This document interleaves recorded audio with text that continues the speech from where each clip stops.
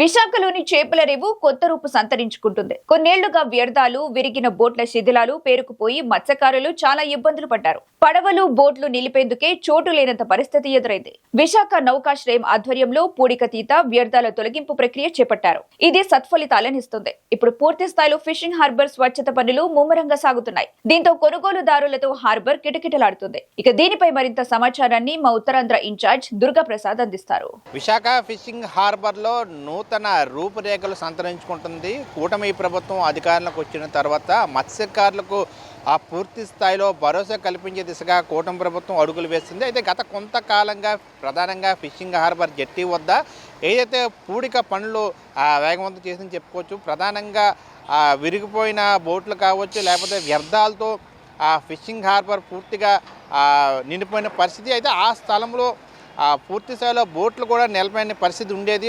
చెత్త చెదారాల వ్యర్థాలతో పూర్తి స్థాయిలో అట్టడిగా ఆ సముద్రం అంతా కూడా ఆ జట్టి ప్రాంతం అంతా నిండిపోయిన పరిస్థితి. దాంతో మత్స్యకారులు రెగ్యులర్గా ఆ బోట్లు నిలిపే స్థలం కూడా వాళ్ళకి ఖాళీ లేకుండా, స్థలం సరైన ప్రదేశం లేకుండా ఇబ్బంది పడిన పరిస్థితి ఉండేది. అయితే కూటమి ప్రభుత్వం వచ్చిన తర్వాత మత్స్యకారులకు పూర్తి స్థాయిలో భరోసా కల్పించే దిశగా, అదేవిధంగా పూర్తి స్థాయిలో ఫిషింగ్ హార్బర్ అభివృద్ధి ప్రణాళికలు దిశగా అడుగులు వేస్తున్న నేపథ్యంలో ప్రస్తుతం మనం విజువల్స్లో చూసే ప్రకారంగా వ్యర్థాలను అయితే క్లీన్ చేస్తుంది. దీంతో మత్స్యకారులకి మరింత సౌకర్యవంతంగా ఫిషింగ్ హార్బర్ తయారయ్యే అవకాశం ఉంది. మొత్తం మనతో పాటు కొంతమంది మత్స్యకారులు ఉన్నారు. సో మరిన్ని వివరాలు అడిగి తెలుసుకుని ప్రయత్నం చేద్దాం. సార్ చెప్పండి, ప్రధానంగా ఏదైతే క్లీనింగ్ ఉందో దీనివల్ల ఉపయోగం ఏ విధంగా ఉంటుంది, దీనివల్ల ఏంటి యూజ్ ఓవరాల్గా? దీనివల్ల క్లీనింగ్ చేయడం వల్ల ఏంటంటే మా బోట్లు ఇక్కడ బోట్లు లోతు ఎక్కువ ఉండాలి సార్. మినిమం బోటు కట్టడానికి మినిమం 15 ఫీట్స్ నుంచి 20 ఫీట్స్ బిట్వీన్ మధ్యలో ఉండాలండి.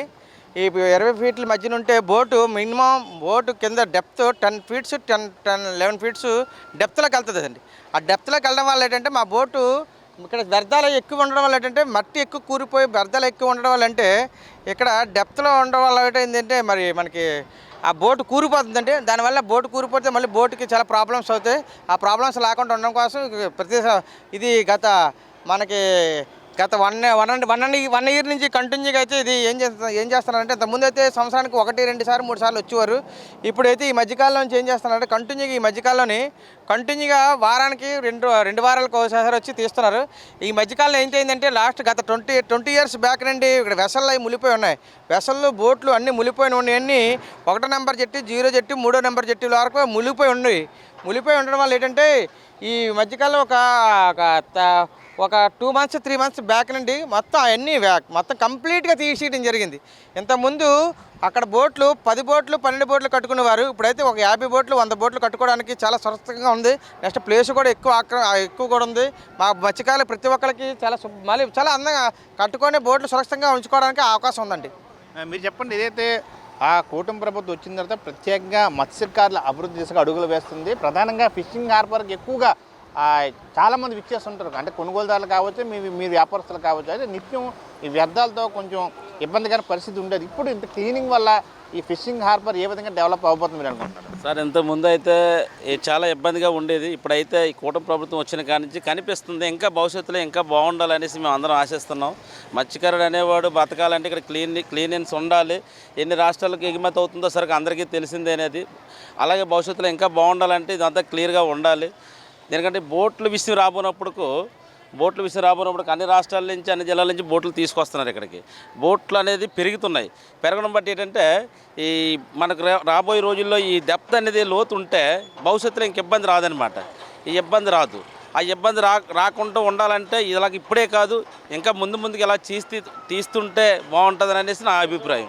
అది మీరు చెప్పండి, జనరల్గా ఎక్కువగా వివిధ రాష్ట్రాల నుంచి కూడా మన బోట్లు వస్తే మన స్థానిక బోట్ కూడా చాలా ఎక్కువగా ఉన్న పరిస్థితి. అయితే పార్కింగ్ కూడా లేని పరిస్థితి. ఎందుకంటే లోతు డెప్త్ ఎక్కువ లేకపోవడం వల్ల బోట్లు కూడా ఇక్కడ పార్కింగ్ చేయని పరిస్థితి. అయితే క్లీనింగ్ చేయడం వల్ల బోటు ఓనర్కి ఏ విధంగా లాభం ఉండబోతుంది, ప్రధానంగా ఫిషింగ్ హార్బర్ ఏ విధంగా క్లీన్గా ఉండబోతుంది అనుకుంటారు? ఇప్పుడు ఏంటంటే లోతు తక్కువ ఉండడంలో ఏం చేసిందంటే, ఇప్పుడు బోట్లు తుఫాన్ వచ్చేటప్పుడు సముద్రం పైకి వచ్చేస్తుంది. ఈ పైకి వచ్చేయడంలో బోట్లు ఈ జట్టు పైకి కూడా ఎక్కిపోతాయి. అప్పుడు ఏంటంటే ఇప్పుడు లోతు ఉండడంలో ఏంటంటే కెరటాలు అనేవి తగ్గుతాయి తుఫాన్లు అవి వచ్చేటప్పుడు. అప్పుడప్పుడు లోతు ఉండేటప్పుడు పెద్ద చిప్పులు కూడా వచ్చి ఆగివి ఇక్కడ. ఇప్పుడు ఆ లోతు తక్కువ ఉండడంలోనే అవి కూడా రావట్లేదు. ఇదేంటంటే లోతు ఎక్కువ ఉండడంలోని బోటు ఫిషింగ్ ఫ్రీగా బోట్లు కూడా తిరగడానికి అవుతుంది. అక్కడ లోతు తక్కువ ఉంది అటు వెళ్ళకూడదు అన్న ఆలోచన ఉండదు బోట్లకి. ఫ్రీగా ఫిషింగ్ హార్బర్ ఎంతవరకు ఉందో అంతవరకు తిప్పుకోవచ్చు. అదేంటంటే మరొక 6 నెలలు కూడా క్లీన్ చేస్తే ఇంకా బాగుంటుందని మా అభిప్రాయం. జనరల్గా ఏడాదిలో ఎన్నిసార్లు ఏ విధంగా క్లీనింగ్ చర్యలు చేపడితే ఆ ఫిషింగ్ హార్బర్ నిత్యం కలకలాడుదని మీరు అనుకుంటున్నారు? 6 నెలలకోసారి చేస్తుంటే ఇలాంటిది అనేది ఎక్కువ మట్టి ఎప్పుడు ఉండదు. ఇంతకుముందు ఏంటంటే 1 ఇయర్కి ఒకసారి కూడా 1 ఇయర్ వరకు ఉండిపోయేది, ఎక్కువ మట్టి కూరుకుపోయేది. బహుశా తుఫాన్లు వచ్చి వరదలు వచ్చాయి అనుకోండి, ఈ వరదలకి కాలువలు ఉంటాయి కదా, ఈ కాలువలు ఉన్న మట్టి చెత్త సదరంతా మళ్ళీ ఈ సముద్రంలోకి రావాలి. అందువల్ల ఏంటంటే ఎక్కువగా కూరుకుపోతుంది. ఈ కూరుకుపోకుండా ఉండాలంటే పోర్ట్ వాళ్ళు గవర్నమెంట్ కూడా కొంచెం సహకరించి ఇలాంటివన్నీ క్లీన్ చేయించి తీయించాలి. అలా తవ్విస్తేనే ఫిషింగ్ హార్బర్ బాగుంటుంది. అలాగే అభివృద్ధి కూడా ఇంకా జరగాలని కోరుకుంటున్నాం మేము. ఇప్పుడు ఈ ఫిషింగ్ హార్బర్ సరుకు అంటే మన ఇండియాలోనే కాకుండా అవుట్ ఆఫ్ కంట్రీస్ కూడా వెళ్తున్నాయి. అలాగే వెళ్ళాలంటే ఇంకా నీట్గా ఉండి విశాఖపట్నం కోసం అందరికీ తెలియాలి. అలా తెలియాలంటే నీట్గా ఉండాలి. అది గవర్నమెంట్ నీట్గా ఉంచాలని కోరుకుంటున్నాం. రైట్, చూస్తున్నాం కదా, ఏదైతే కూటమి ప్రభుత్వం అధికారికి వచ్చిన తర్వాత ఆ మత్స్యకారుల భరోసా కల్పించే దిశగా అడుగులు వేస్తున్న నేపథ్యంలో ప్రధానంగా ఫిషింగ్ హార్బర్ ప్రధాన జెట్టి వద్ద ఈ పూడిక పనులు జరుగుతున్నాయి. దీనివల్ల మత్స్యకారులకు ఎంతగానో ఉపయోగం ఉండబోతుంది. ఎందుకంటే ఎక్కువగా ఆ బోట్లు పార్కింగ్ చేసి ఈ ప్రాంతంలో ఎక్కువగా వ్యర్థాలు నిండిపోవడంతో వాటర్ హై లెవెల్ కూడా పైకి రావడంతో పార్కింగ్ చేసేందుకు చాలా ఇబ్బందికరమైన పరిస్థితి ఉంటుంది. అయితే లోతు క్లీన్గా ఉండడం బట్టి పార్కింగ్ చేస్తే బోట్లు ఎటువంటి ప్రమాదాలు ఉండవు. గతంలో జరిగిన ప్రమాదాల్లో ఆ విరిగిపోయిన చిన్న ఆ బోట్లు పడవలు మరపడవలు లాంటి కింద ఉండిపోవడం వల్ల వాటర్ హై లెవెల్ పెరగడం వల్ల ఆ బోట్లు పార్కింగ్ చేస్తే ఇబ్బందికర పరిస్థితి మేము ఎదుర్కొంటున్నాం. కానీ కూటమి ప్రభుత్వం వచ్చిన తర్వాత ఇట్లాంటి పనులు చేయడం వల్ల ఇంకా ఫిషింగ్ హార్బర్ మరింత డెవలప్ అవుతుంది. మత్స్యకారులకు భరోసా కల్పించే దిశగా అడుగులు వేస్తున్న నేపథ్యంలో కూటమి ప్రభుత్వం కూడా ఆ మత్స్యకారులు ధన్యవాదాలు చెప్తున్న విషయాలు కూడా మనం చూడొచ్చు. Camera person Ganesh Durgaprasad, mega 9 TV, Visakha నుండి.